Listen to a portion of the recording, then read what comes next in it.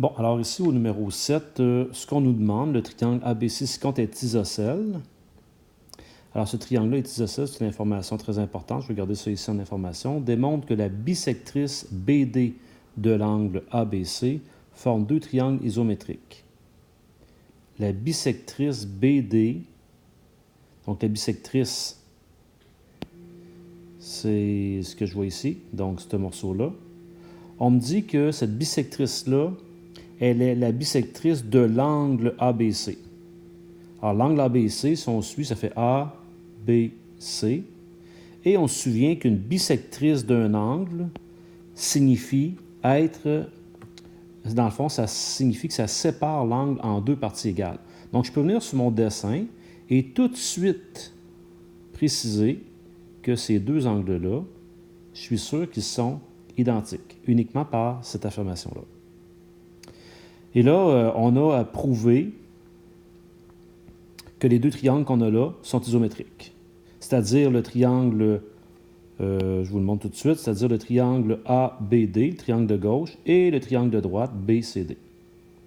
Je vous rappelle aussi qu'on a en notre possession trois conditions minimales, c'est-à-dire CCC, j'ai CAC et j'ai ACA. Donc, j'ai un choix à faire entre ces trois-là.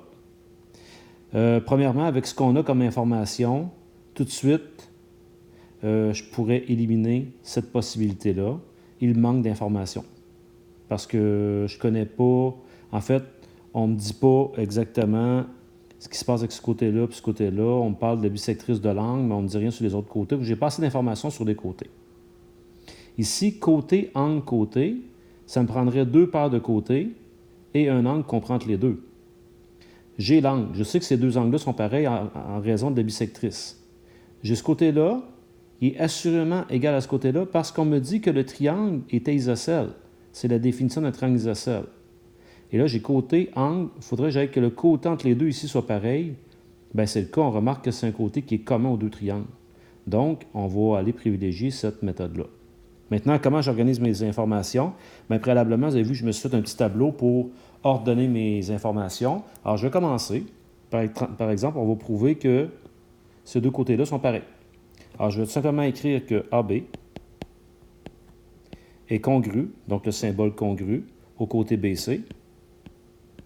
Et je m'en viens tout de suite justifier pourquoi. La raison, car le triangle ABC est isocèle.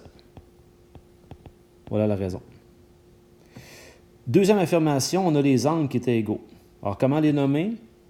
L'angle ABD, donc suivez les lettres, vous allez comprendre, est congru à l'angle DBC. Donc, ces deux angles-là sont congrus. La raison, on nous l'a donné dans l'affirmation du départ, car BD est une bisectrice de l'angle ABC. Ça dit quoi, ça? Si c'est une bisectrice, ça sépare mon angle en deux parties égales. Là, il me reste une chose à faire, c'est de venir prouver que ce côté-là, ici, que je mets en rouge, est congru dans les deux triangles. Bien, c'est assez évident. On a déjà utilisé cette affirmation-là. BD est congru à BD. Attention, quand on dit BD congru à BD, c'est comme si on parlait, là, dans le fond, de BD du triangle de ce côté-ci et de BD du triangle qui est ici. Donc, en fait, c'est le même. On pourrait dire que c'est un côté commun. Et là, ce que je viens de faire, là, je viens de prouver que j'ai une paire de côtés, une paire d'angles, une paire de côtés. Vous voyez, dans l'ordre, on a prouvé que nos deux triangles, c'est-à-dire le triangle ABD, ce triangle-là, il est congru au triangle DBC, et ça, c'est par côté, angle, côté. Voilà.